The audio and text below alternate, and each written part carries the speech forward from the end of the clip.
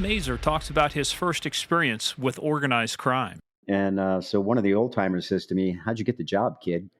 And I said, "Well, my grandfather used to work here years back, and my mom knows some of his friends." And he goes, "Well, really, who's your grandfather?" Now, Italian Americans on Staten Island who live in that circle have nicknames.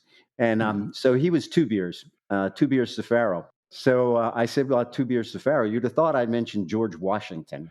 And a couple of weeks later, after they verified my story, the president of the union came over and he said, "Kid, you're not going to shape up today with the carpenters.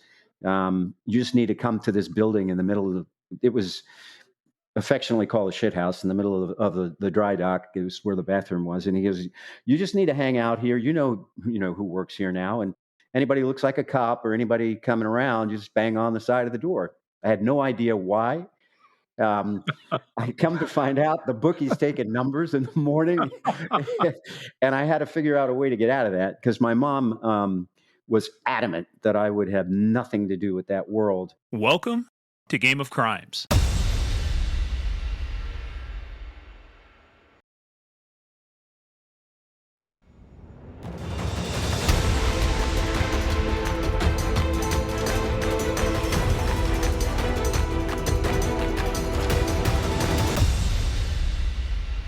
Welcome back, everybody, to Game of Crimes. I am Morgan Wright. I'm the one who actually can see right now because I just didn't have cataract surgery. Murph is in witness protection, and I can't see him.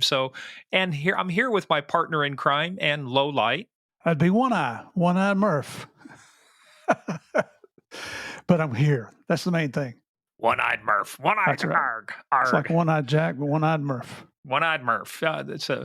So hey, anyway, guys, welcome back. This is the next installment of your twice a week. I was going to say it's not bi-weekly, but it's a twice a week podcast, The Game of Crimes. There you go. And yeah, hey, and I'll tell you what, we got an awful lot of comments about Christy and the dogs and the porn dog. Porn dog. Porn dog. And if you haven't seen it yet, she sent us a picture. So if you haven't listened to part two, listen to part two and you will get the joke about when she tells James Comey, "I hope you didn't vote for Hillary." We actually have a picture basically of that exact moment happening at FBI headquarters. She's such a hoot, man. She's one of the best people we've had on the podcast so far. And, just once again, love the fact that, she didn't let a horrific event change her life, still steps up and she sees a need and she doesn't hesitate. She steps up and addresses the need. So very, very proud of you there, Christy. Way to go. Way to go. So if you guys haven't checked it out, go back, check episode 43, Christy Schiller and what she does with canines for cops and canines for kids. And by the way, some of you were asking, we'd love to hear stories from the handlers. We got those lined up. We got our first one recorded. We've got a few more. So we're going to be spreading those out. We'll be doing a series over the spring and the summer, bringing you stories of canines for cops and what they're doing. So everybody hang tight. But by the way, speaking of hang tight and just head on over to Apple and Spotify. Hit those 5 stars, 5 stars. Let us know what you think of the podcast. Drop some comments. Just anything. Just let us know. Heartbeat. Just check. We're just making sure you're live out there. Also, head on over to our website like I do with Murph. Once a day I have to send him a message. Murph, reply back if you're still with me. I got to know if you're going to be around to record the next episode. I'm here, brother. Yeah, that's why we didn't let you drive after you had your cataract surgery. They're not going to let me. Every time I get these eye drops in, it impairs your driving. So it's going to be a few days. Which is hard to tell in Florida, whether it's impaired driving or just eye drops. So that's right. I fit right in here now. How you about fit that? right in, man. Well, but speaking of fitting right in, fit right in and head on over to our website, GameOfCrimesPodcast.com. And by the way, it's going to be important because when we talk about our next guest, he's got a couple books that are going to make the list now. So you got to go there. Everything that we're doing there, follow us on social media at Game of Crimes on Twitter, at Game of Crimes Podcast on Facebook and the Instagram. But where you got to be, Murph, you got to be at patreon.com/Game of Crimes because we have just did our last installment of 911. What's your emergency? I think we're going to do another one. People really liked it. You just can't make this shit up. So we're going to do a whole nother series of those things. Oh, yeah. It's, we still get some hate mail. I got some hate mail in today from where Javier and I went up to Chicago to speak up there at the City Winery. Yeah. Just, people just, I wrote out a response and then I let it die and we'll see what happens. You know what we're going to do is like they do on TV. Jimmy Kimmel or somebody does mean tweets. We're going to do mean tweets, mean messages. We're just going to have a segment on just messages we've received from people. Cause I got a couple. Believe it or not, there's a couple people out there find me annoying. I don't understand why, but anyway. I didn't think I signed my name to that. Did I? No, it was because it was spelled correctly. Oh, there you go. But just head on over to patreon.com/Game of Crimes. We got closing in on 90 pieces of content. We got our Q&A coming out very quickly. We got to figure out what we're going to do for our live stream review this month. I got a good idea from somebody. She goes by Letty. And she said she really liked Mark Wahlberg's movie, The Shooter. And I'm thinking, you know what? Mark's done Patriots Day. He's done The Shooter. He's done a couple. I think we might make this Mark Wahlberg month. You know what? He supports, DEA has a program working with kids, and he comes out and supports it. They have high school students come into these coliseums up in the Northeast around New Hampshire and up that way. They'll have 10, 12,000 high school students come in to see Mark Wahlberg. So, he had a rough beginning in his entertainment career, but he's gotten straightened out. Just very proud of what that young man's doing. Well, and plus he was, when we talked with Ed Davis on the Boston Marathon bombing, he actually knows Mark, been out to visit him. So I think we'll do Mark. I think we just made a decision. We'll just do Mark Wahlberg month. So we'll come up with 3 movies of his and do that. And by the way, while you're doing that, just head on also over to paypal.com and use our email, gameofcrimespodcast@gmail.com or paypal.me/gameofcrimes, whatever it makes it easier for you to support the show. But again, as with all shows and as with all disclaimers, I don't know why we have disclaimers. People know it's explicit. We talk about crime. But anyway, just in case if this is your first time listening, this is a show about crime. We talk about bad people doing bad things and bad people doing bad things to good people. We take the story seriously, but you can already tell we never take ourselves serious. And that's what makes us so much fun. You're going to hear the real stories, but we're going to have some fun telling them. Violation of federal law to take ourselves seriously, titled 21 United States Code Section X47, whatever that one is. Cha-cha-cha. Cha-cha-cha. Anyway, but hey, before we really get into all the good stuff, it is that time. And you know what time it is, so guess what time it is. It's time for Small Town Police Blotter. Yeah, Murph can't see what Small Town Police Blotter is. Murph is going to make Small Town Police Blotter if he tries to drive this afternoon. But anyway. I have to close one eye here while we look. Yeah. Our first one actually comes from Leanne Banville Koval off of our Game of Crimes fan group. She sends this story, and I thought it was appropriate because we have Easter coming up. Mm-hmm. But what we also just recently had, too, was April Fools. So you're thinking, how do those things mix? Well, here's how they mix. A store clerk in Brandon, now this is in Canada, where all the people are nice, so I'm surprised there's crime in Canada, So this happened in Manitoba, Canada, in a town called Brandon.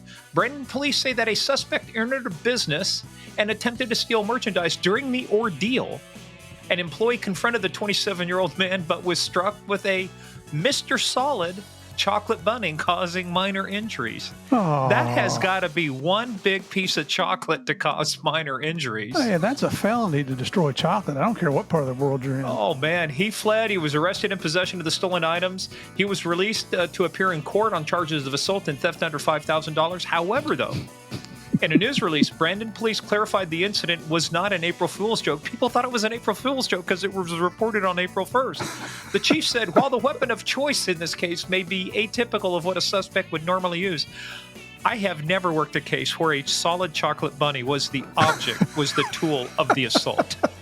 Well, there's some weight behind that thing if it's a solid chocolate. I didn't even know you could get solid chocolate bunnies anymore.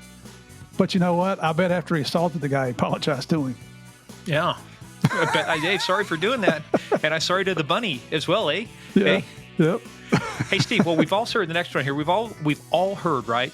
Sometimes, I remember working cases where we would monitor like the funeral of a homicide or whatever else, because sometimes the suspect would return to the scene of the crime, especially like on fires and stuff, right? Mm-hmm. How long would you say normally you should wait before you return to the scene of the crime? Yeah, like never. Yeah. This guy didn't get your memo. So a bumbling California bank robber didn't even wait a day before he came back to the branch he knocked over the day before. Samuel Brown was busted after he tried to rob the same Fountain Valley Chase Bank 2 days in a row. The San Diego resident took off with a large amount of cash after he slipped a stick-up note to a teller at the New Hope Street Chase at 3 p.m. on Monday. But that wasn't enough for him because the next morning at 11, he returned again and tried to rob the bank, and this time the cops were ready for him. What a moron. And you know what's really surprising, Steve? Brown had an outstanding arrest warrant and a rap sheet that included, guess what? Previous robbery convictions. At the same bank? No, but Doesn't say. Doesn't matter. You know, this guy apparently, kids, don't do meth. What do we tell you all the times? Don't do meth. Just say no to crack, you know? Just say no to crack. I mean, how many times this guy needs to get busted before he realizes, probably I need to find a better occupation here. Line of work. Well, Steve, speaking of crack.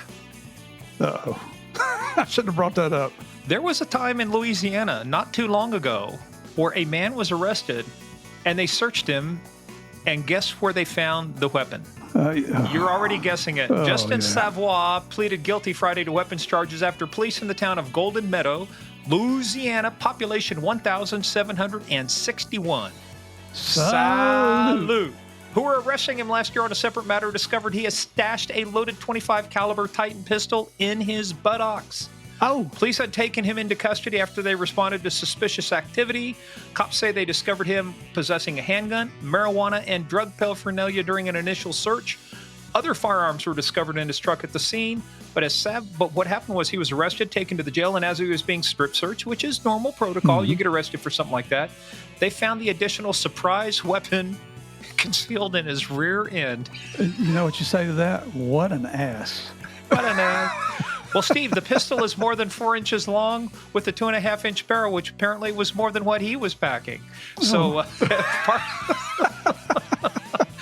but Steve, this is the weird part. As part of the terms of his probation, he's barred from owning or possessing firearms, got that, visiting bars or lounges, got that, or indulging in excessive use of alcohol or illegal drugs.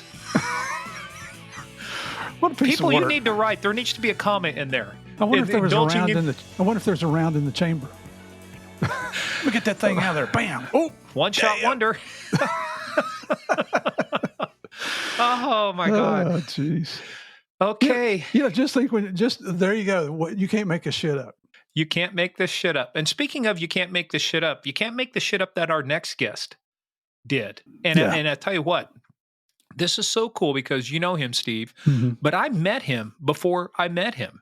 And the way I met him was I was watching a movie one day, Bryan Cranston, who starred in Breaking Bad, became Walter White, but he starred as an agent who infiltrated the cartels and the money laundering operation specifically in a movie called The Infiltrator.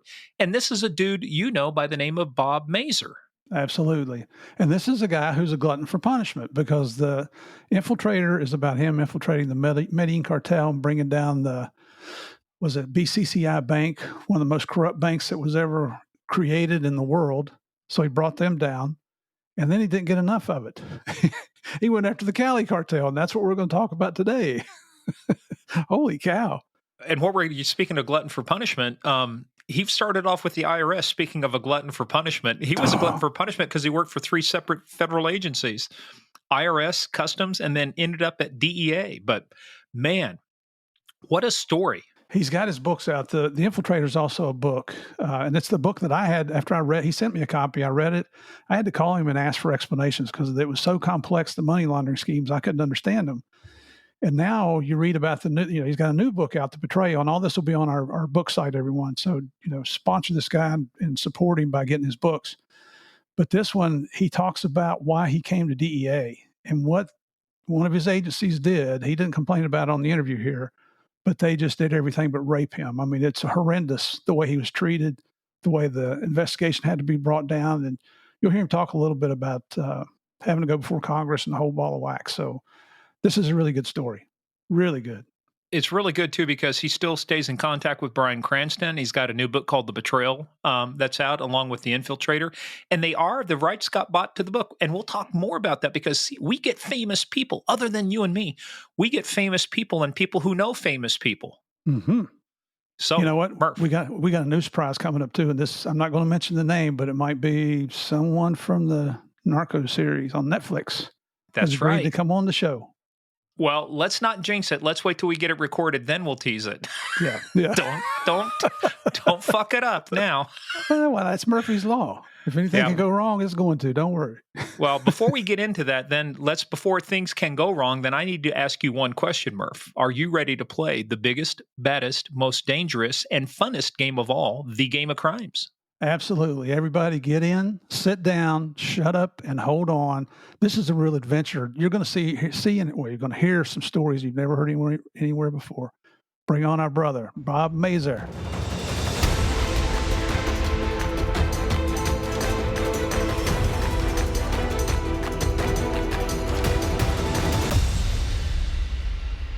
People, this is going to be interesting because this is going to sound like a weird introduction, but one of the people I read a lot is Dan Brown, the Da Vinci Code Angels and Demons, and he teaches a master class, and he said he was not going to watch Breaking Bad because he just didn't see anything of it. Friends convinced him just watch the first 5 minutes. He watched the first 5 minutes. He says, I'm totally hooked. Now, what does that have to do with our next guest? Everything, because this next guy, our guest, and Bryan Cranston, they kind of know each other. In fact, Bryan played him in a movie. So let's welcome Bob Mazur to the podcast. Bob, welcome to Game of Crimes, buddy.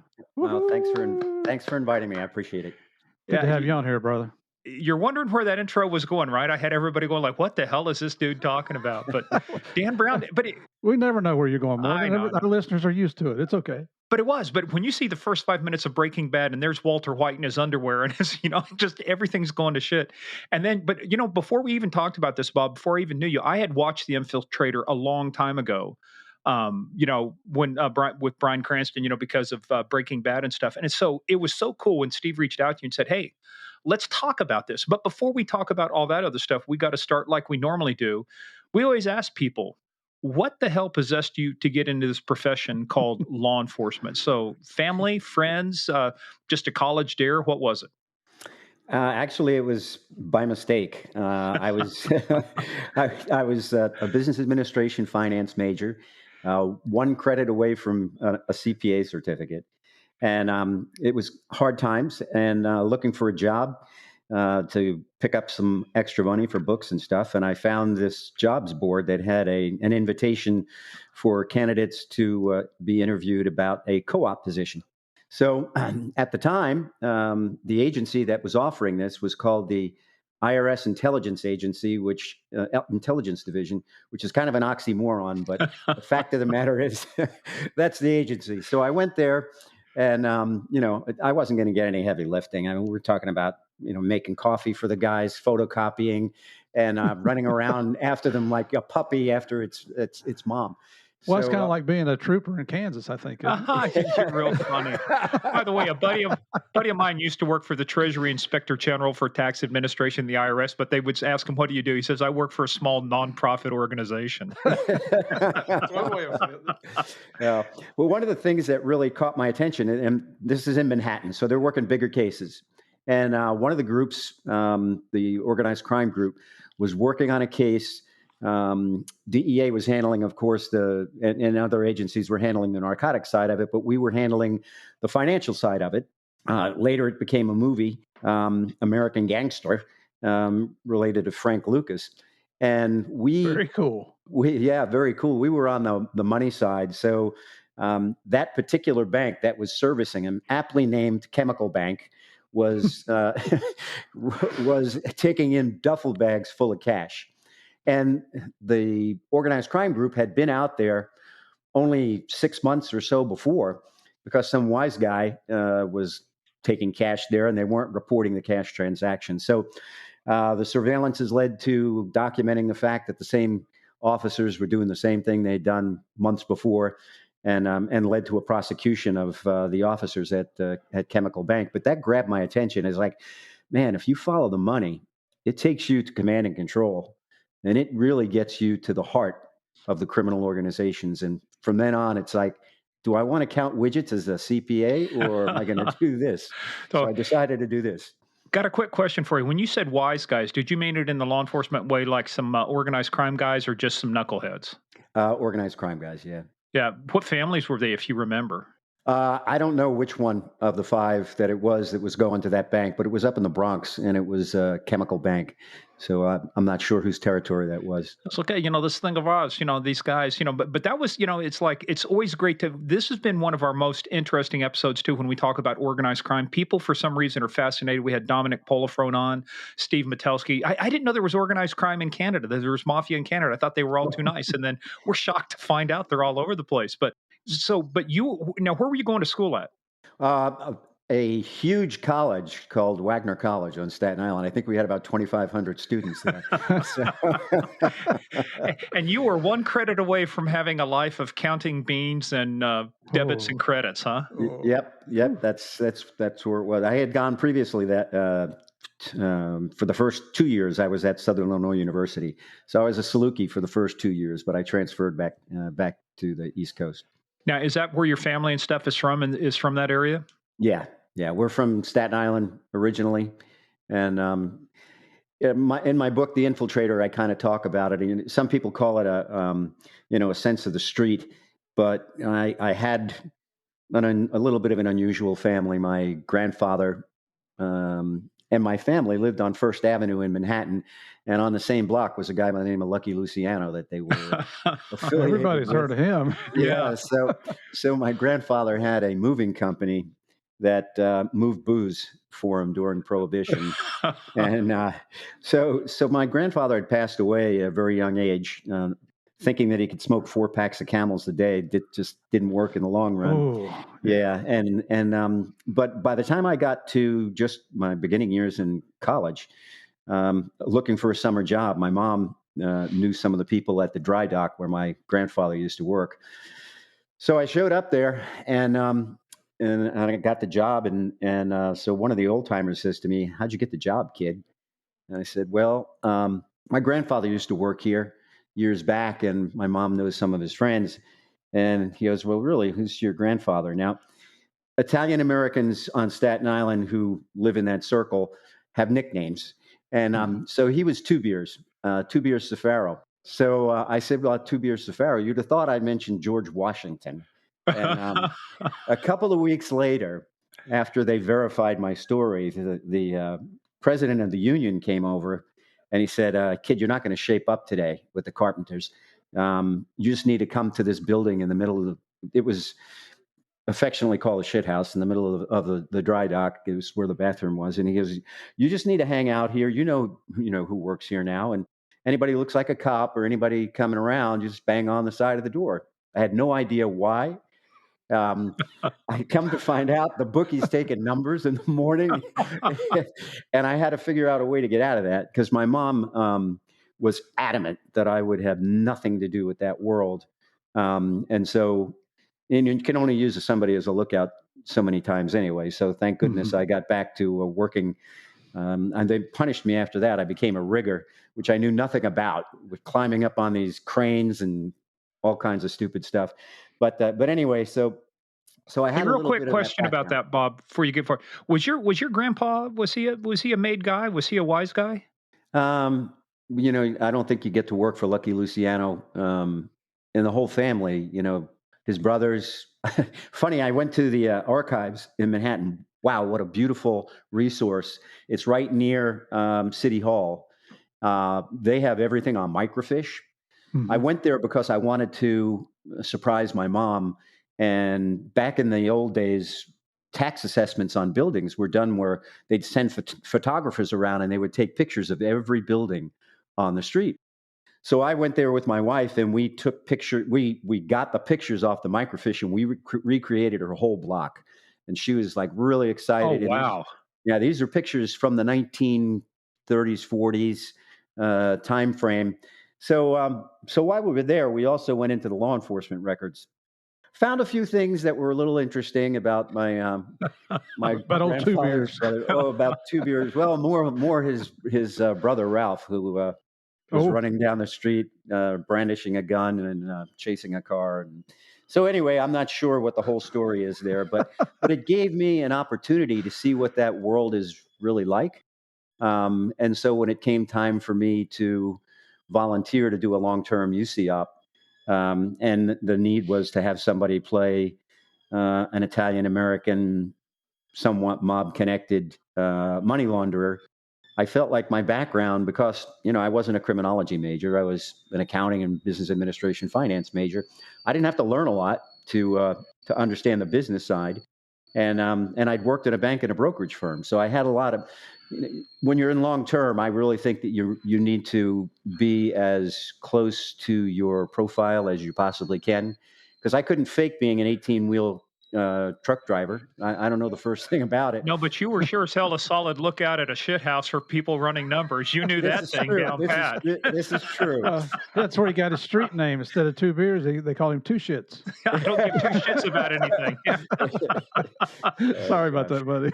Hey, That's all right. before we skip too far ahead, so you're getting out of college and you're doing this co-op. Who did you apply for? What was your first job getting out of college? A special agent with the IRS. And I was there for 11 years. I went on to Customs Office of Enforcement. Now it's HSI.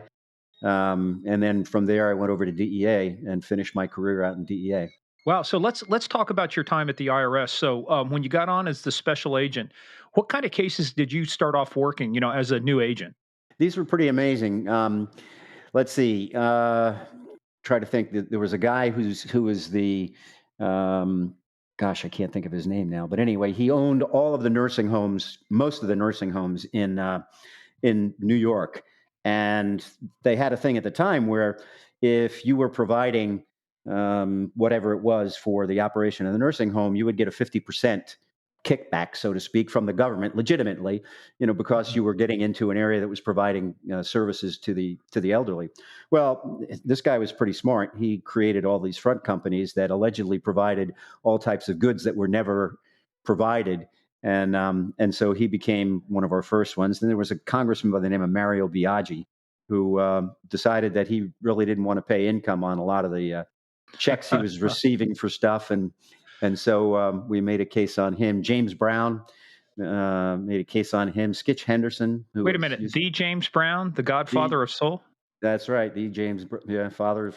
He was the hardest working man in show business, apparently working too hard to pay his taxes. This is true. So No James kidding. Brown, Skitch Henderson, who was the band leader for, I guess that was Johnny Carson back in the day, one of his first ones. So yeah, Skitch had a plan, at least according to the court files, where he would sell for charitable organizations various songs that he wrote, and of course on paper they paid him large amounts of money, but he didn't. They were valued at large amounts of money, and he didn't accept the money. So he had these write-offs that were questionable as to whether or not they ever existed. So, but anyway, those types of cases, while the guys in the organized crime unit were working on real wise guys from various families in New York, and kind of under the old Al Capone theory,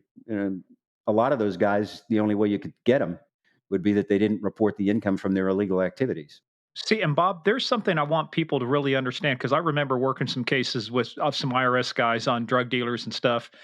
It took me a minute to wrap my head around this, but it's like, as long as they pay their taxes on their ill-gotten gains, IRS, that's kind of where the interest stops. Is like, you make $100 million selling dope, but you pay taxes on $100 million. It's like, as far as the IRS is concerned, from that point, you're good. Is that fact or fiction?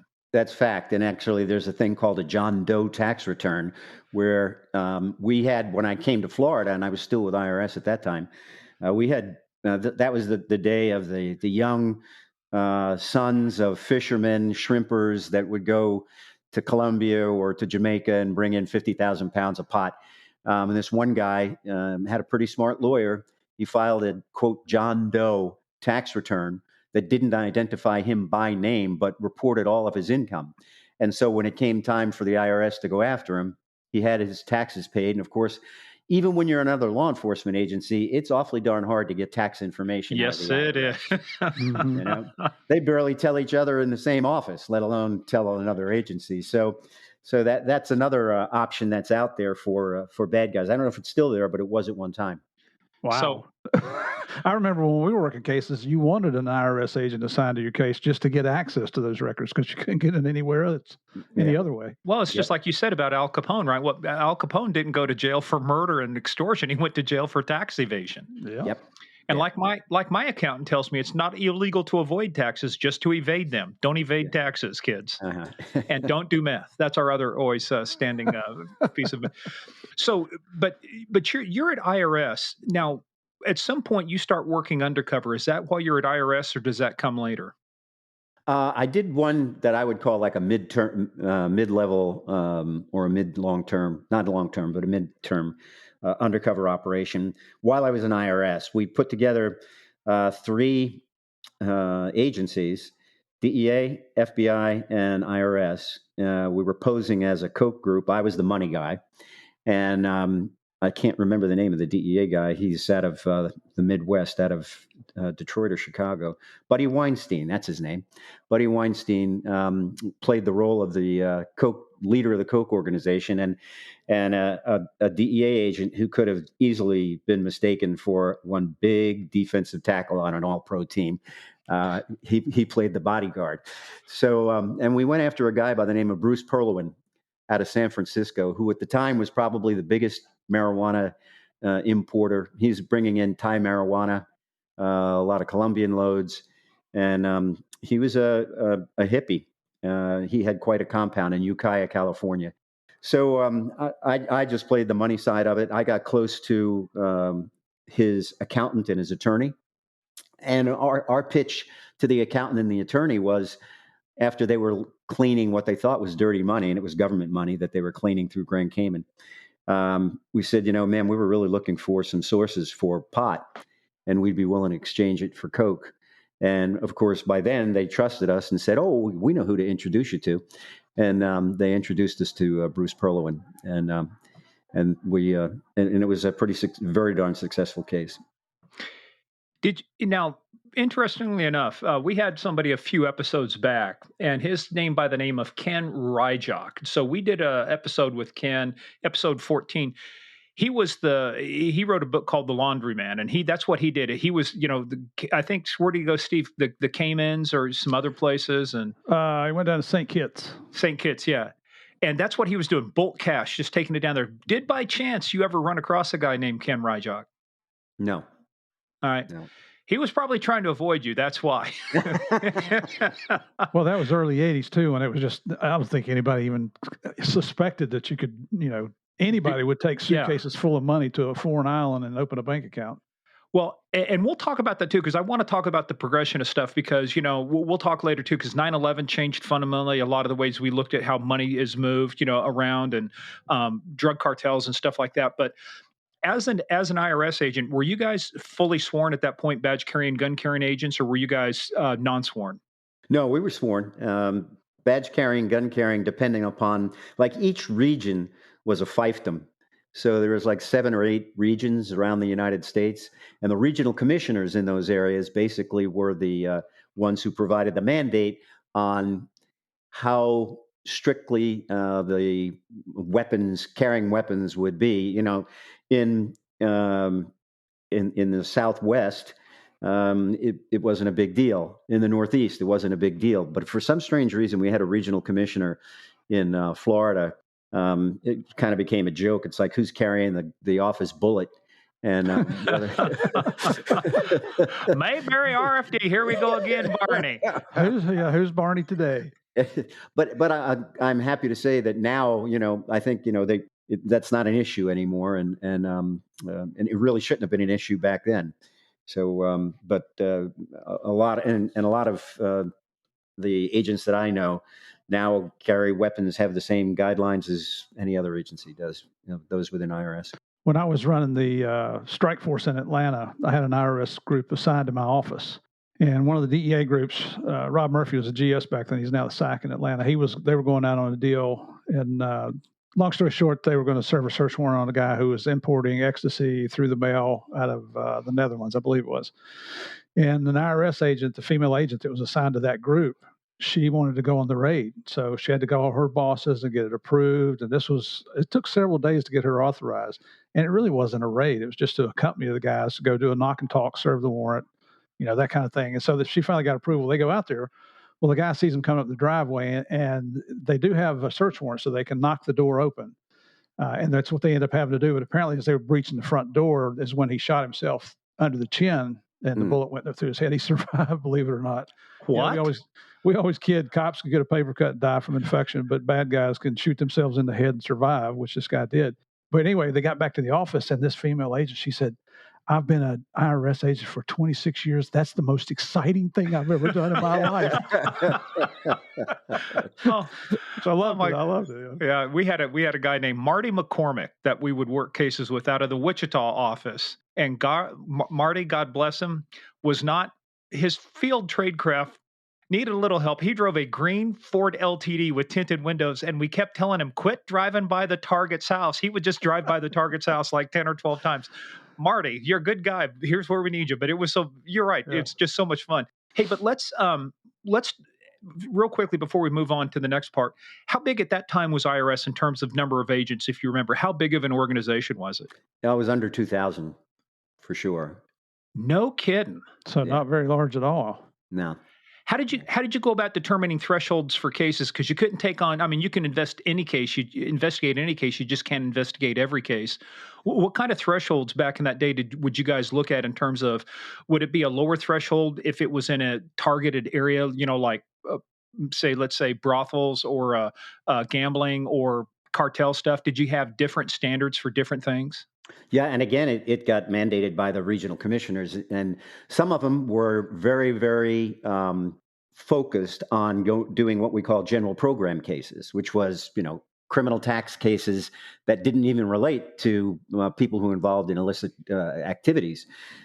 If you were fortunate enough to have kind of an aggressive regional commissioner, they'd allow a greater percentage of organized crime cases, narcotics cases, those types of things. So, and we all carried cases that were, and I wish preliminary cases. So I might have had 5 or 6 cases that I was trying to develop. While I had a case, I might have been assigned a case by my boss that came in. It was a referral from the revenue agent, and it might have been I was on one case. It was a longshoreman who was thought to be paying bribes. So I kind of gravitated toward those types of cases. But then, just like in every other agency, you carried informants. And so if you had informants that were in a particular walk of life, and most of mine that I tried to develop were organized crime related, you had a tendency to work more of them. But it really varied quite a bit. And there was this constant pressure that we want to get voluntary compliance by the general public. So therefore, we have to have a certain percentage of everyday corporate Joes who are ripping off the government for taxes out there getting prosecuted, so that the everyday Joes know they can't do this. Mm-hmm. So it was a balance, but there were more general program cases than there were organized crime cases. That's for sure. You know what? It just made me realize, if I'm ever going to be an informant, I don't want to be an informant for the IRS. You talk about wanting taxes, receipts, and signing off on stuff, and let me see your John Doe tax return. No, sorry, man. I'll go work for DEA, where they just throw money at you all the time, right, Murph? Oh yeah, that's the way we are. We don't even record it. With fancy cars. They have a great, the IRS has for a longer time than most agencies had a wonderful whistleblower program where, good whistleblowers can get 30% of whatever the government recovers. Now, it takes 3 lifetimes in order to get that money, because it has to be collected and in the coffers of the IRS before they cut up what it is the informant's supposed to get. So their grandkids, or maybe their grandkids' can look forward to getting the reward. You got Grandpa sitting out on the front porch going, back in '05, I filed a return, and guess what? It just came yesterday, and Grandpa's dying tomorrow. So, hey, let's before we move on, do you recall what the biggest payout you ever heard under that case was? Under which case? The whistleblower case. Like, Oh, no. Back then, I don't know. I couldn't tell you. I know that when I went over to customs, our hands were tied. We couldn't give more than 250 grand to somebody who was providing information on a case, while the IRS had this 30% thing that they had going on. So, but I couldn't tell you. okay, Um, I'd still sign up for 250 grand. That's not a bad day's work. Do yeah, one case a well, year. yeah, I guess, but now those whistleblower programs are broadly being provided out there, and I think they should. If you're going to be working on the head of a drug cartel, you're probably going to need that money in order to figure out how to Where you're gonna protect live. yourself and your yeah, How you're going to survive? That's right. right. Hey, well, let's talk about, because you were on 11 years. At what point did you decide? Did you get the itch, and how did that happen? How did you get the itch to go from one agency to another, from there over to customs? Was it something that happened? Was it a natural gravitation based on the cases you were working? Give us an idea. What popped into your head one day that goes, 11 years at the IRS is enough for me. Yeah. I was assigned to a joint agency IRS customs thing called Operation Greenback. So Operation Greenback was focused on doing nothing other than identifying money launderers and trying to take them down. There was a larger Operation Greenback initiative in Miami that was really led by a now unfortunately deceased former IRS agent by that Mike. I can't remember Mike's last name now. Boy, I'll tell you what, it's tough to get old, but Isn't it? Isn't it it? is. Yeah. So, but anyway, in Tampa, we were working on cases, and the IRS, as we were talking about before, have a lot of layers of approval. So I would write a search warrant affidavit, and by the time it got through regional counsel, general counsel, district counsel, everybody else, my PC was dead. I mean, it was more than 30 days old. Oh So my God!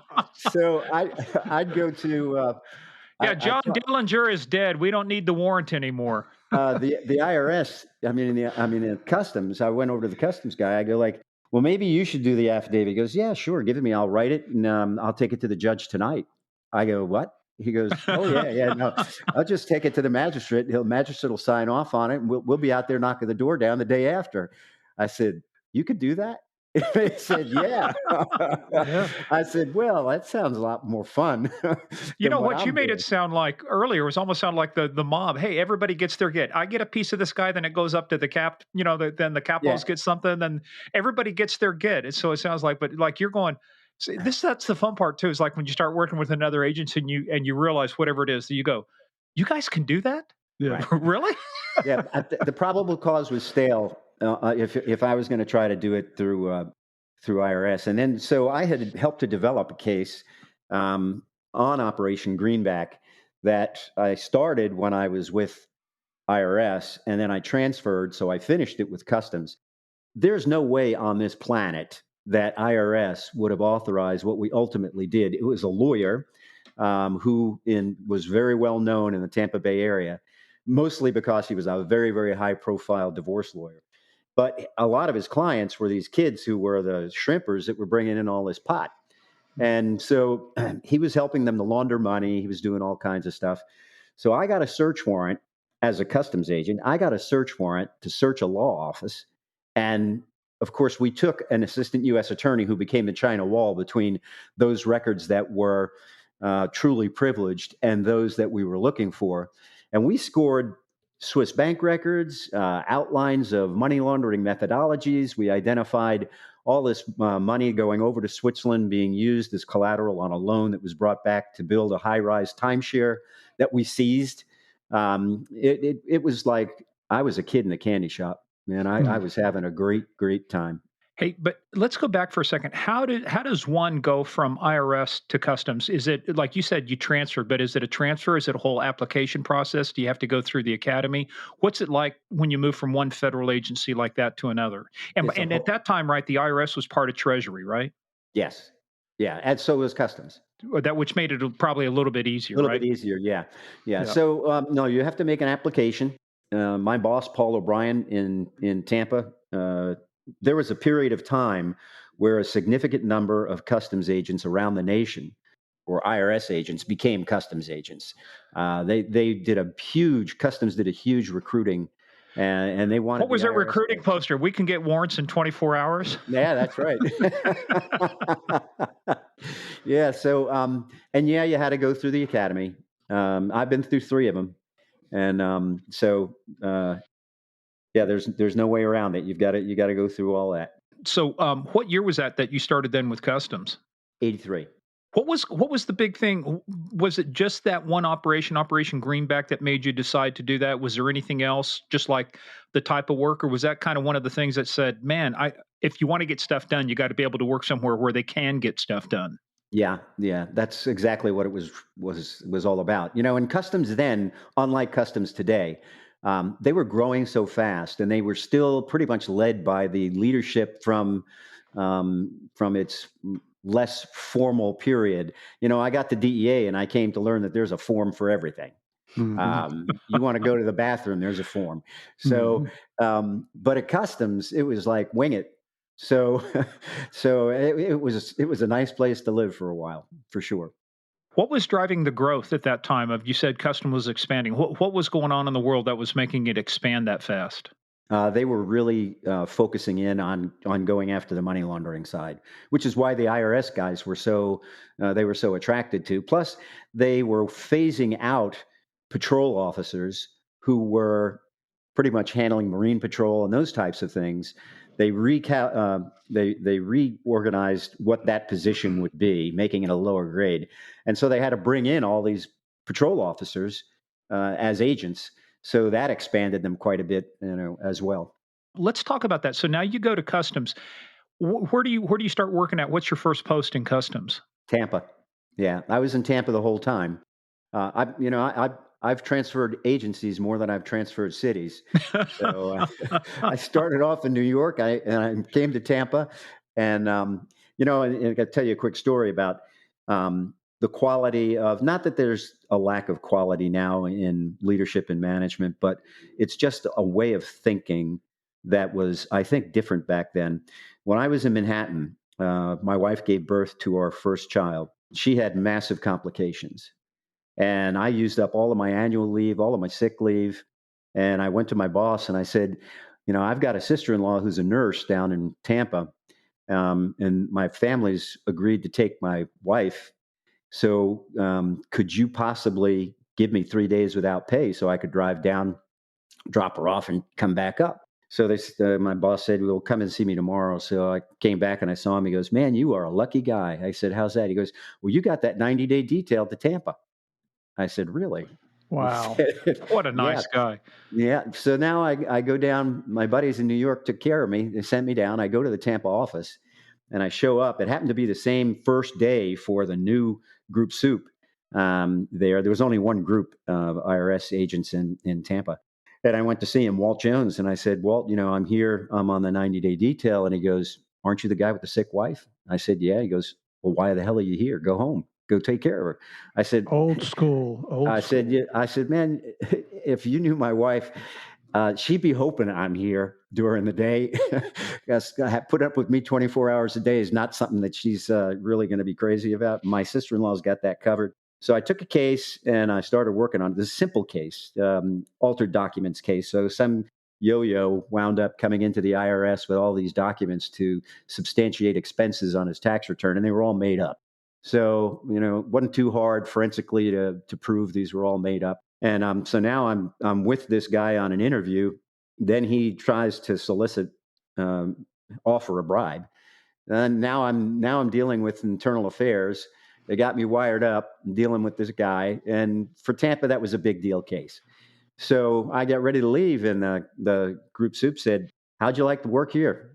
I said, "Great, but I got to go back to my buddies up there who made me this detail available." He said, "Well, if you want to come here, I can make it happen." So I said, "Okay," and I went back up and apologized to my friends, and I just said, "Listen, I don't know if she's going to have a relapse or not, and we don't really know where all this is going to go.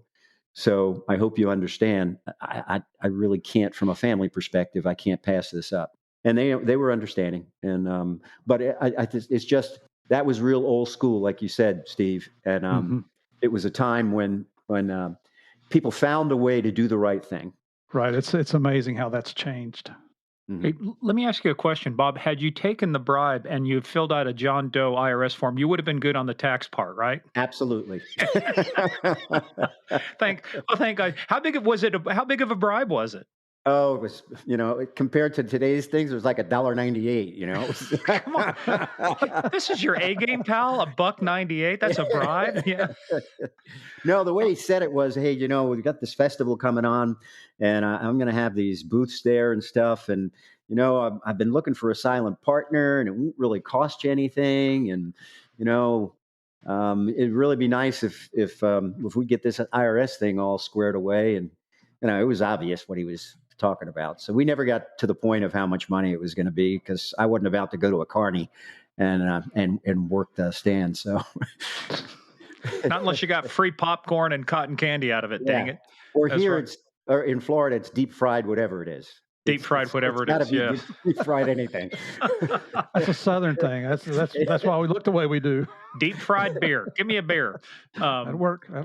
Hey, well, let's start kind of navigating now towards one of the reasons that we're here to talk today, because you've had an interesting career, not only in the fact you work for 3 different federal agencies, but you took your experiences and you turned them into a book, which the book then turned into a movie. And not just a movie, but one that Bryan Cranston, who ended up becoming obviously a huge star, started it. But let's go back and talk about the beginnings of this. So, at what point did the origins of what became the book became known as the Infiltrator, and you called it Operation Sea Chase, right? Right. Now, what did the C stood for? Cartel, not SCA, folks. This is audio, obviously audio, but like C, the letter C, like for cartel. That's a hilarious story, because the bosses always want to have some tricky thing for what the C is for. And they're telling the media, oh, it's cocaine, Colombians, and cash. What really happened was, I'm in my boss's office, and he goes, we need a name. It's got to have a handle. So one of the guys, we had an apartment, and it's the only kind of a dwelling that the government would have paid for, which was like $275 a month for this rat-infested apartment that was supposed to be a meeting place that we were going to use. But the place was called Caliber Chase. And the guy had his hand on the invoice, and all I could see was the C and Chase. I said, okay, let's go with C Chase. That sounds good. And later on, it all became all of this fancy stuff. But that's the truth of how it became Sea Chase. Hey, and you know what? That's one of the hardest things in the world, is to come up with that operational name. And Yes. it's funny you mentioned that, Bob, because my old partner Kevin Stevens and I, we were starting an operation targeting some Colombians and bringing coke up and the money going back. And we ended up, after days and days of deliberation, we called it Operation 3 Cs: Colombians, currency, and cocaine. Okay. Wait a minute. It took you 3 days to come up with this name. No, as a taxpayer, I'm offended. What were you doing during those 3 days? Well, there might have been a bar involved and alcohol. And, Kevin was single, and he was always looking for well-endowed young ladies. And Speaking of 3 Cs, here. I'm surprised you didn't call it the 3 Ds then, or the double D. Anyway, but if he'd have thought of it, he would. Well, now we get the real story about Operation Sea Chase. But to do part of that, you obviously are going to get into an undercover role. When does your undercover training start? Does it start as a result of this, or do you do some undercover work and training prior to that? Well, in order to do undercover work in customs at that time, you had to go through and be certified through their long-term undercover training, which I thought was excellent training. Initially, you've got to take a barrage of psychological tests. Somehow I slipped through, and and I was allowed to go to the school. And then they had psychologists. They had a psychologist, a lot of long-term undercovers. Joe Pistone was my mentor, who was a guest. Wait a minute, you're kidding? Joe Pistone was? Yeah. He was a guest. Well, Joe had left FBI for a while, and then came back because of his friendship with Louis Freeh, and then was able to get his retirement. But I mean, he walked off a somewhat unhappy puppy there for a while. But he was involved in the undercover school. A guy. Hey, real quick too, let people know too. I mean, we know Joe Pistone. Tell everybody why that name is infamous in the world of undercover. Oh yeah, the man who actually did the 5-year infiltration of the Bonanno family, who for 5 years. and is by far the most accomplished long-term undercover agent that I've ever seen or known of. I mean, the things that he did were really phenomenal. And they What made was the his movie Donnie Brasco about Donnie that. Brasco, yeah, and who? By the he way, was for our listeners, Joe has agreed to come on the show, so he'll be on here wonderful. eventually. Yeah. Oh, fantastic, yeah, great man, and uh, his wife and daughter I've met because we've been out, and so has Steve. Mhm. He's been out to San Diego, where we've occasionally volunteered our time for a charitable event out there. Yep. So yeah, so now you need to go through the school, and when I'm speaking, okay, I've shrunk a couple inches in my old age, but I wasn't the tallest guy in the world before. So generally, when I get in front of an audience, I say, and we start talking about the impacts of long-term undercover, and I tell them, well, if I had a picture of our graduating class from that school, you would see what the impacts of undercover did because before I did Operation Sea Chase, I was 6'2". I had blonde hair, blue eyes, and I was Scandinavian. So, and now I'm a little Italian from New York, so it can really have an impact. But they went through a lot of stuff, especially about how to securely develop an undercover identity. One of the things, and I went through the IRS school before I went through the customs school. They were both, I thought, outstanding. And one of the things that was always drilled into my head by the seasoned long-term undercovers is, you're going to have people in headquarters who are going to be willing and able to provide you with assistance, helping you open up bank accounts and credit cards and all that other stuff. But if you can do it without that, I strongly suggest you do it without that, because I can tell you this: there's nobody in headquarters that's going to get you an American Express credit card that isn't in the file going to have a thing that says, when this card becomes unpaid overdrawn, get in touch with so-and-so in Washington, D.C. Within this agency. And that's not the kind of thing you really want to have dangling out there. So That's not a good backstop. yeah. So most of my UC identities were built from infant deaths. In that Bruce Perlowan case that I talked about, when we did the search warrant on Bruce's house, we got 250 partially made identities with backstop stuff in him, and we had a treasure trove of detail to make backstopping. But what I did, I spent about a year and a half after I went through the school putting together the Robert Musella identity and the companies. And I think we did it in a very dot the I, cross the T way, a little bit different than I think might normally happen. In order to build credit, I used my own money to open up checking savings accounts. I had a good friend who was a banker. I borrowed against my own balances. That gave me credit. I got credit cards, used those. I was embedded in real businesses. So there weren't government storefronts where if the bad guys showed up, the lights were out because the government didn't know the bad guys were coming in town. The only people who knew who I really were the president of that group of companies and two informants that I had that were affiliated with one of the five crime families in New York. And, there are certain things that no matter how good you are, now Joe Pistone could do it, but there's not a lot of Joe Pistones out there. My partner, Amir Abreu, if Joe's number one in the world, Amir's number two. He doesn't need a lot of, I got to take my wallet out and show, hey, this is who I am, dot my I, cross my T. Now, Amir walks in a room and everybody goes, that's a badass. And there's certain people that just have that, but it's not in my nature. I'm not, I'd be like Joe Pesci. There's only one role that I can play.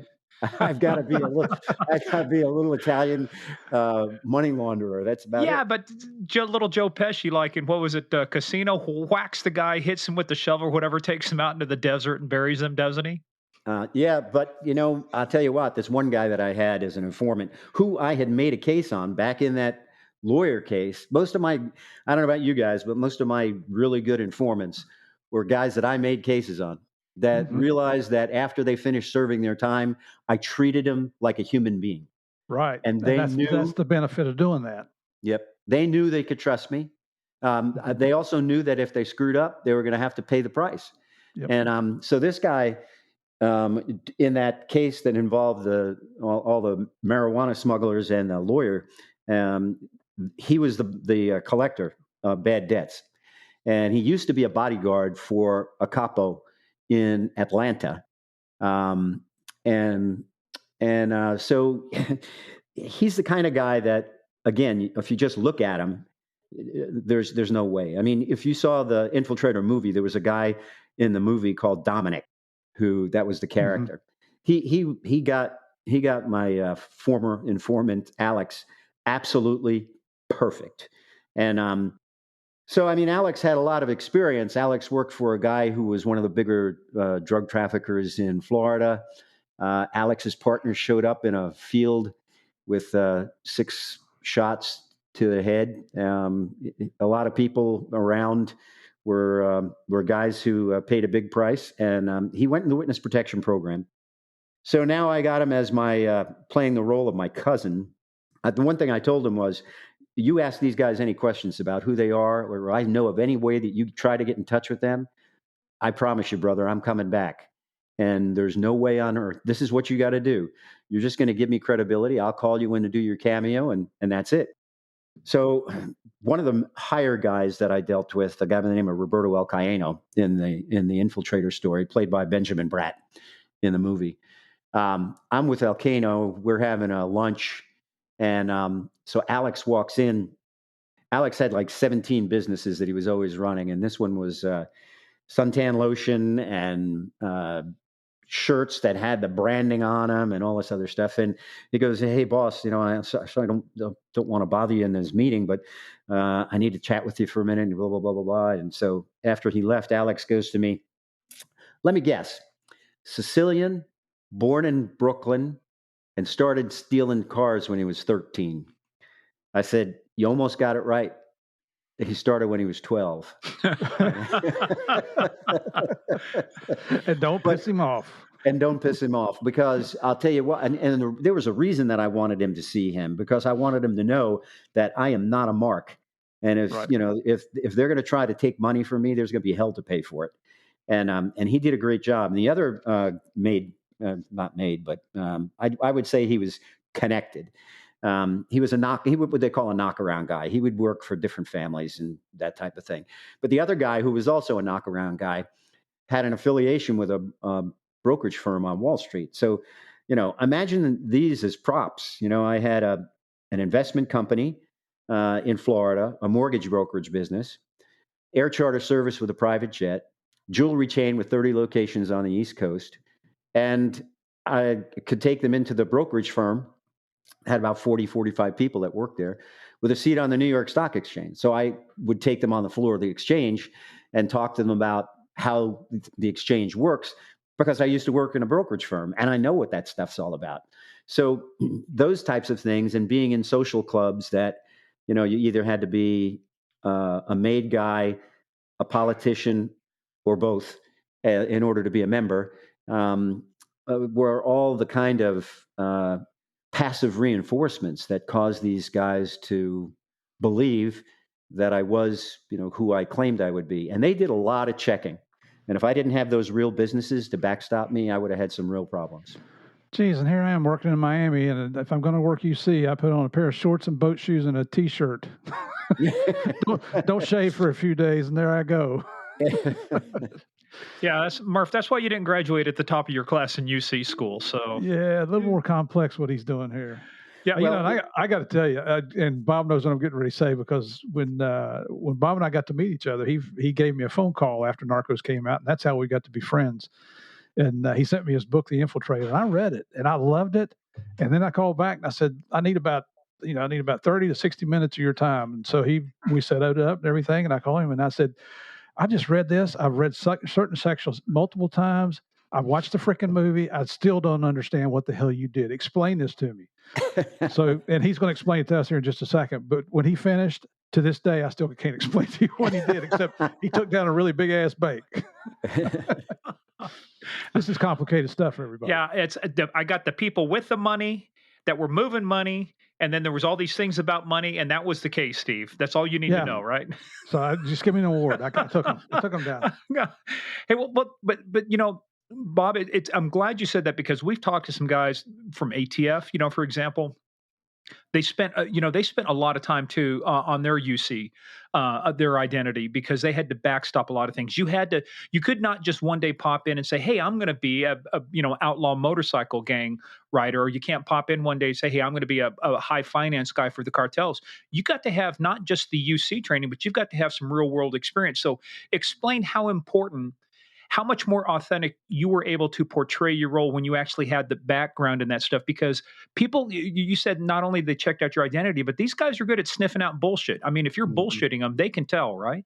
Oh yeah, absolutely. I think the UC school, it's undercover, long-term undercover, in my view. Think of it three-dimensional. It's really, there's a lot more to it, even just than safely setting up your UC identity, your UC businesses that are backstopped, and those types of things. Like, I would never ever use my UC phone to get in touch with anybody connected to the government. It just ain't going to happen. I would go to payphones. That's how old that case is. And I'd go to payphones in Miami, right along Brickell Avenue, right behind the BCCI building. There Mhm. were there were like 3 rows of payphones, maybe 12 feet deep in each one. There'd be Rolls Royces, Maseratis, guys there with painted fingernail. I'm there at like 1 a.m, and I'm calling my handler, and I'm calling. I'd call my wife every other day, and I would call the prosecutor. And that's one thing in this case, I'll tell you, it was a big difference maker. When I wrote the undercover operation, and I didn't do any undercover in the beginning, we set it up two-stage. Stage one was my partner. If he could get us to the point where stage two would be logical, then I was going to be the Mr. Big Guy who came in, and I did. And then I dropped being the case agent, and I strictly was the primary undercover. But I designed it right from the beginning with the prosecutor assigned to it. And every single step of the way, the prosecutor was kept in the loop. And it's not like, I've heard other prosecutors, when they get cases, the case is already made and there's a flaw in the case. And the prosecutor goes, I fly planes, but I don't make them. Mhm. So if there's a fault and a plane goes down, it's not his fault. Well, I didn't want that. I wanted the prosecutor in from day one. I wanted to make sure that we were very focused on what pitfalls we might otherwise be creating. And there are a lot of things that I learned in the undercover school about defense tactics in undercover cases in an effort to try to embarrass and make the undercover or the undercover operation look bad. A simple thing. It's called transactional analysis. So if you're working undercover and the case isn't going that fast, what's your supervisor telling you to do? Call the Yeah. guy, call the guy, call the guy, Yep. call the guy. Yep. Okay. So now as a defense attorney, I make a graph. My poor guy got contacted 100 times by the undercover. My guy called him twice. This is the government overreaching. They're causing this crime. You know, Little things like that. Even if, like back in the day, we'd have beepers. So if I got a call on my beeper and I called the guy back, I'd make sure that when I started the recording, I'd say, "Hey, you paged me. What do you need?" So that I can prove that there is an initiation by him and not a constant thing by me. Trial preparation. A lot of agencies, unfortunately, think the work is over when the indictments are handed down, and nothing could be further from the truth. That's when the real work begins. Imagine this: we're at the end of a 2-year undercover assignment in the Infiltrator. My partner and I had recorded 1,200 conversations. I And would who's get. going to transcribe all of Oh, those, right? I know. That's right.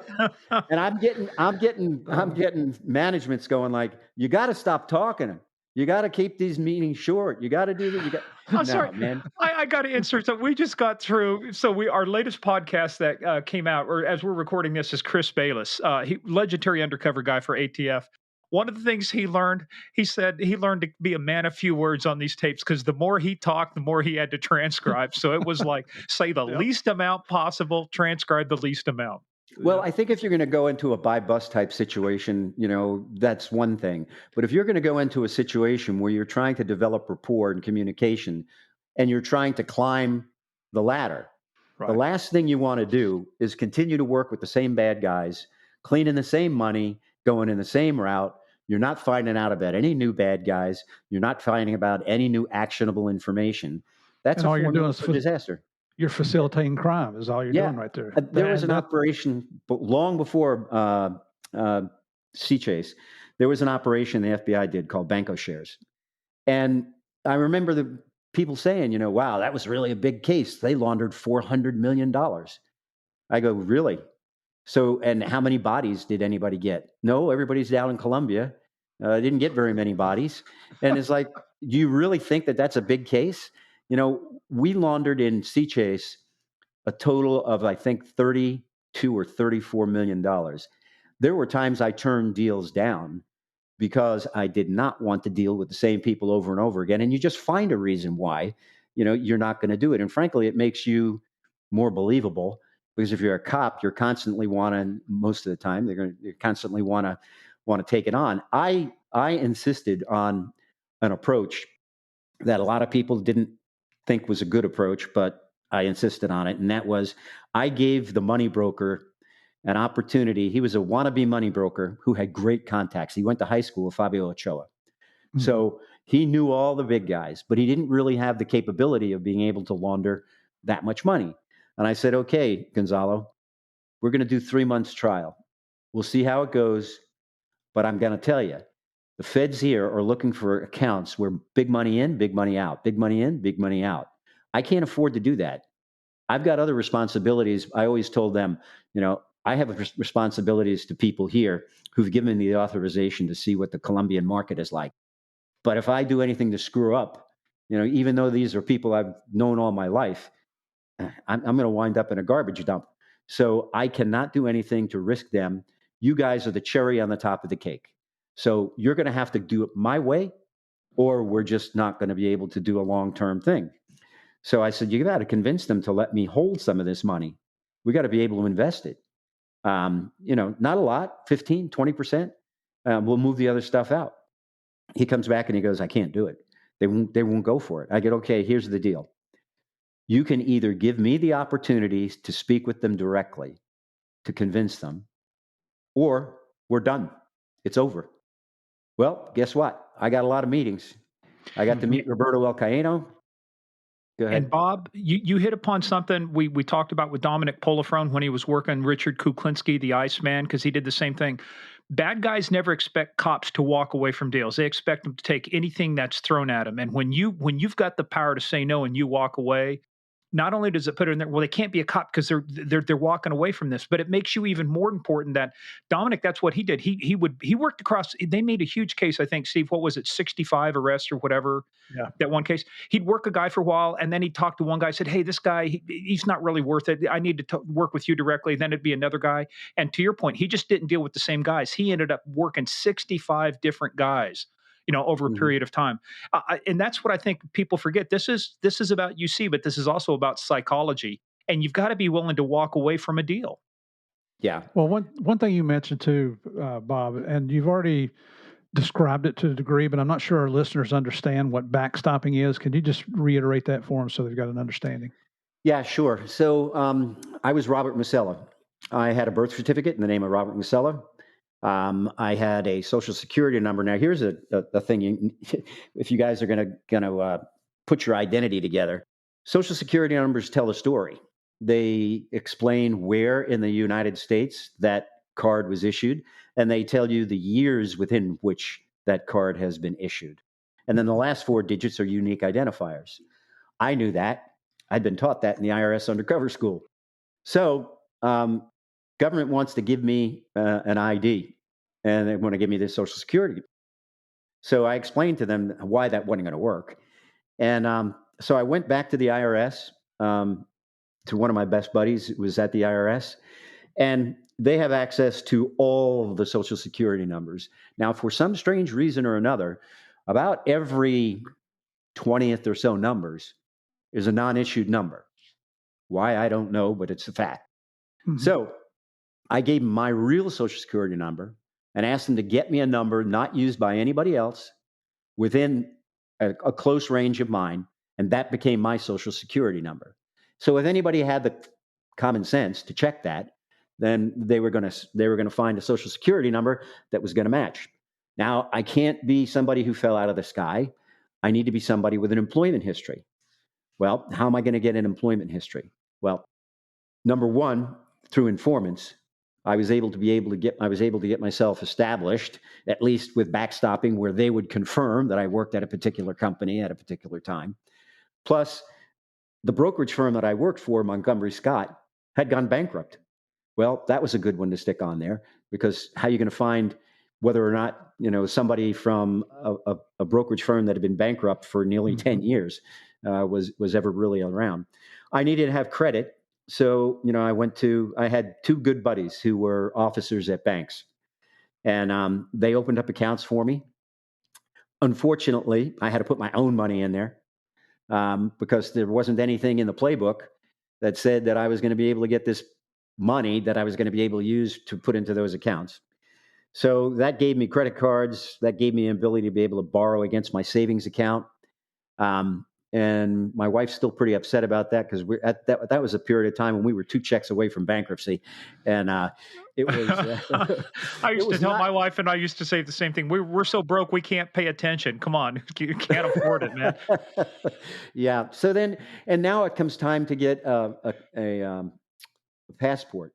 Hey, Bob, So hold on before you go on that. I got a real quick question, just from a legal standpoint or a case standpoint. Did you run into an issue with defense or any legal issues? The fact that you were using your own money and not government money to do this stuff? no, not with respect to those accounts. Later on, I was able to convince the government to give us what's called refundable funds.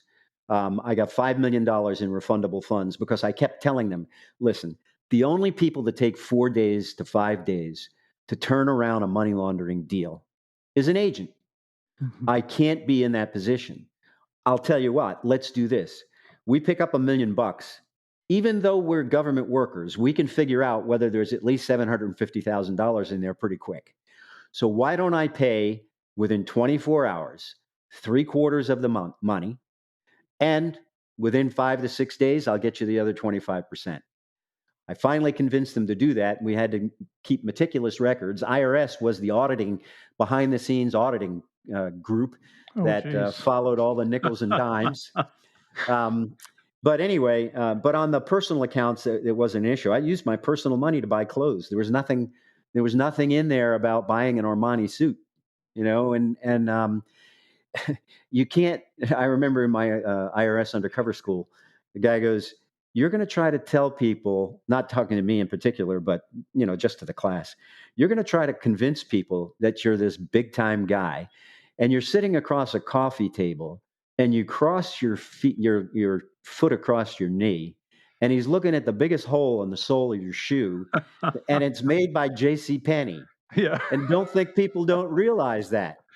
So, Or you show up in an '83 Toyota that's been beat up and, halfway to being repossessed. yeah, well, and my boss said, as far as a meeting place, he goes, well, you just tell them you're not going to take them to your house, and then you're at this meeting, this apartment place for meeting. I go, okay, so I'm going to tell them that I don't trust them and they can't come to my house, but they need to trust me because I want to know everything about them, and I'd love to go to their house.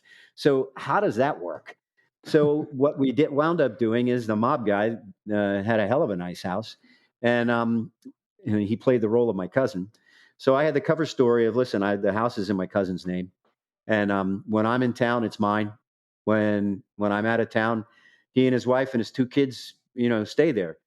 And anytime the bad guys came in town and I needed the house, we'd put them up at a hotel, and that became my house.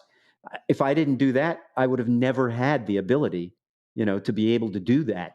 And one of the things that I was there's a group of things that I was taught in the undercover schools about how to enhance rapport and communication, and I do an executive retreat thing on that. There's like 9 specific steps that you can take, whether you are trying to date the captain of the cheerleaders or you want to meet Pablo Escobar. They're all pretty much usable in whatever walk of life that it might be.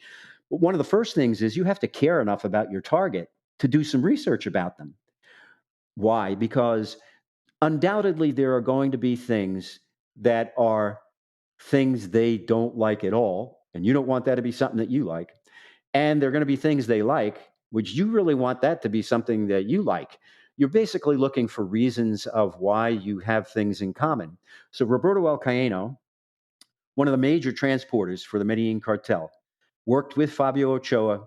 They had a lab in Bolivia, making thousands of kilos at a time, shipping it to Argentina, went through a pipeline, through a anchovy packing plant, really sophisticated, going into Spain, Italy, and into the U.S. So he comes to visit me. He was a failed target of several OSIDF cases before me. So there was a lot of intel in there about him. He lived in Pasadena on the side of the hill overlooking the Rose Bowl. Beautiful, beautiful home, collection of Rolls Royces, a religious guy who just happened to be a dope dealer. He dealt with it like widgets. So, and he was a jeweler, a high-end jeweler. So now we met a couple times and he made promises about things we were going to do and it didn't come out the way he said. And we're still dealing nickels and dimes instead of millions. So I went to Alex, one of my mobster sources. And I said, have you ever had this kind of a problem? And how do you deal with it? How is it that you wind up getting them to finally go through with the big promise of a big relationship? He goes, oh, that's easy. I would give them a gift to bless the relationship that they just told us we were going to have. I'd go through this little ritual about, how we're blood brothers and, we'll die for each other and all this other stuff. And he goes, it worked every time.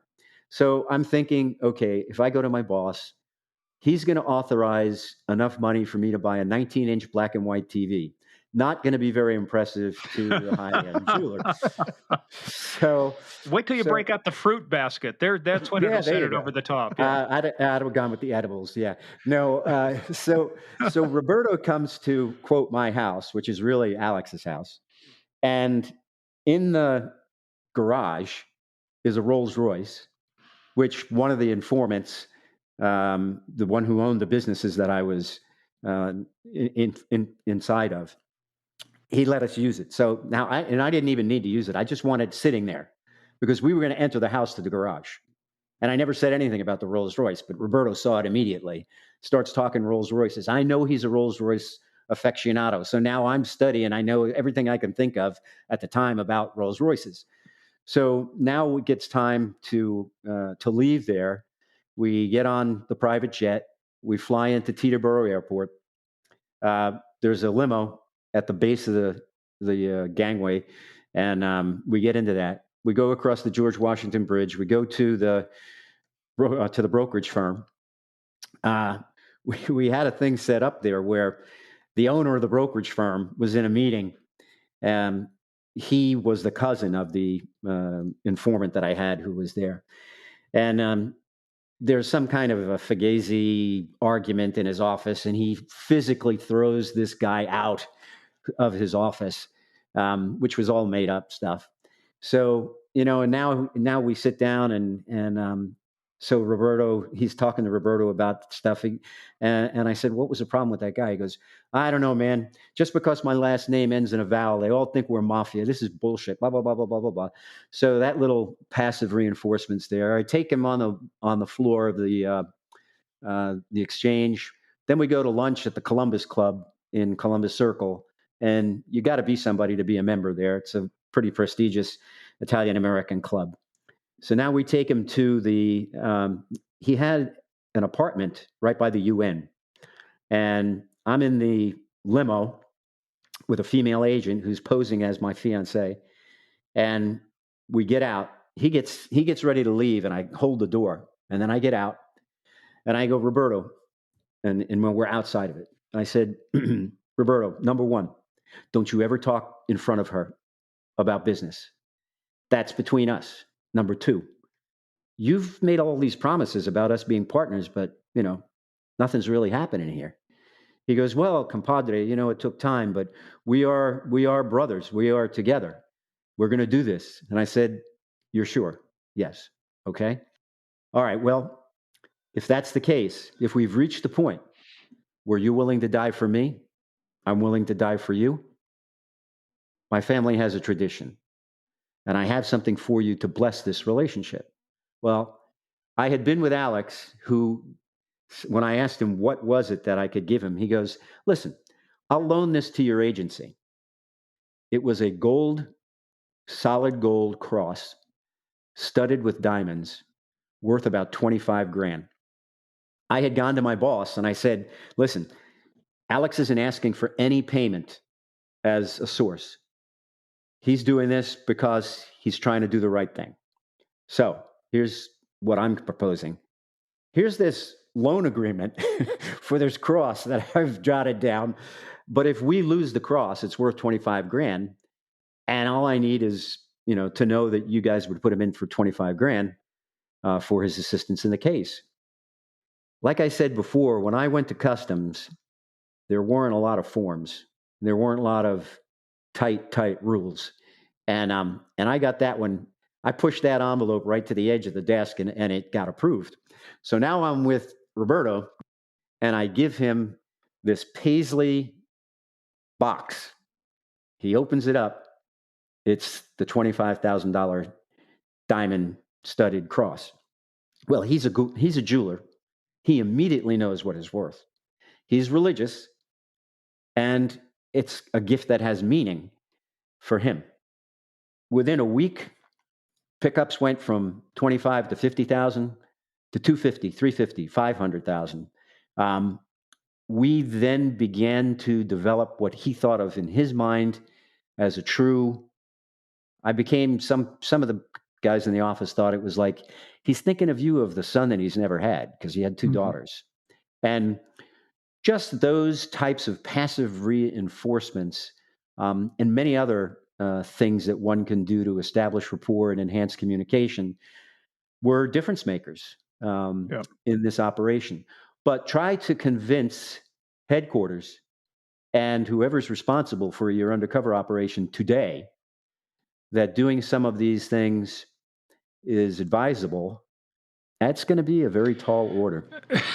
It's easier to get bad guys to launder $100 million in dope or in drug money than it is to get somebody to sign off on the operation. I mean, well, yeah. and I'm not making up excuses for anybody here. The thing is, most of those supervisors are making the decisions have never worked undercover. Yep. And I mean, even in DEA, there's very, very few guys that have worked long-term undercover like you guys are talking, like you've done, Bob. Yeah, I mean, the undercover school went down into the nitty-gritties of everything.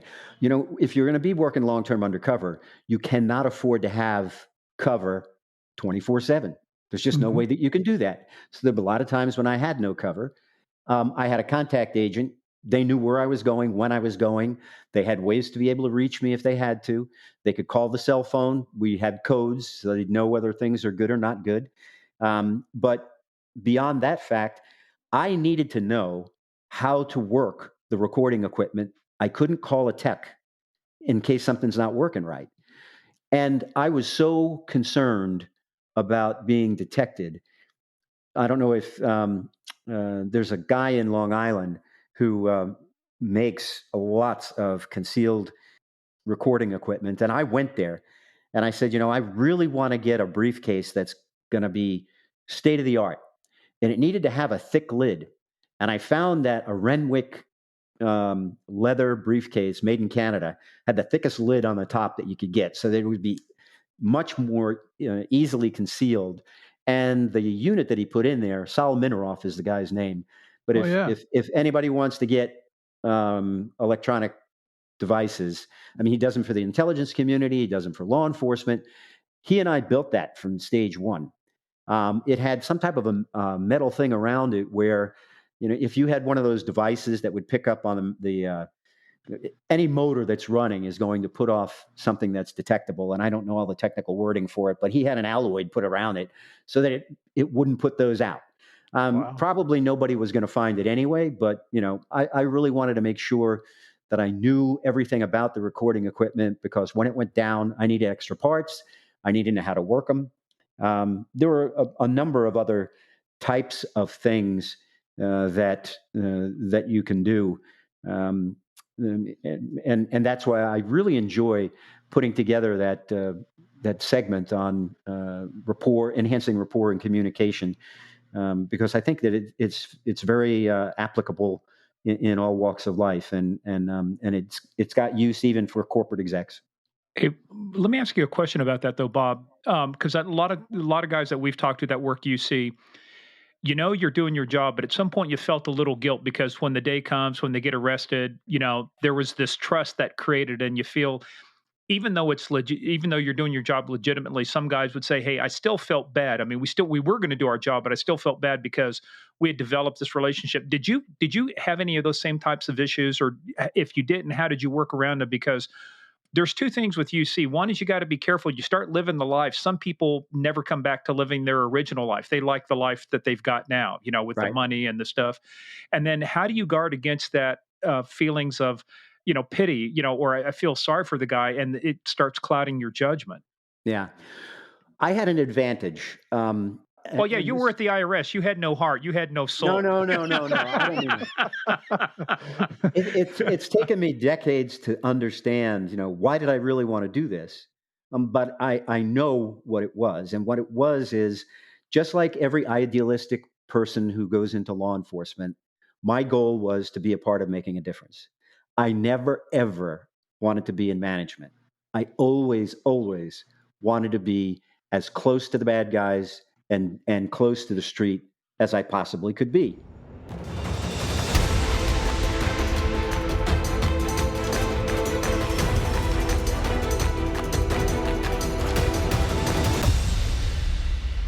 That's the end of part one of our interview with Bob Mazur. Part two will be coming out this Thursday. As always, in the meantime, go visit our webpage, gameofcrimespodcast.com. That's where our book page is. You'll see The Infiltrator and The Betrayal listed there. Bob's books, they are must-reads. Also, go visit us on the socials, at Game of Crimes on Twitter, at Game of Crimes Podcast on Facebook and the Instagram. But make sure you also visit us at patreon.com/Game of Crimes. We've got close to 90 pieces of content on there, new stuff coming out every week.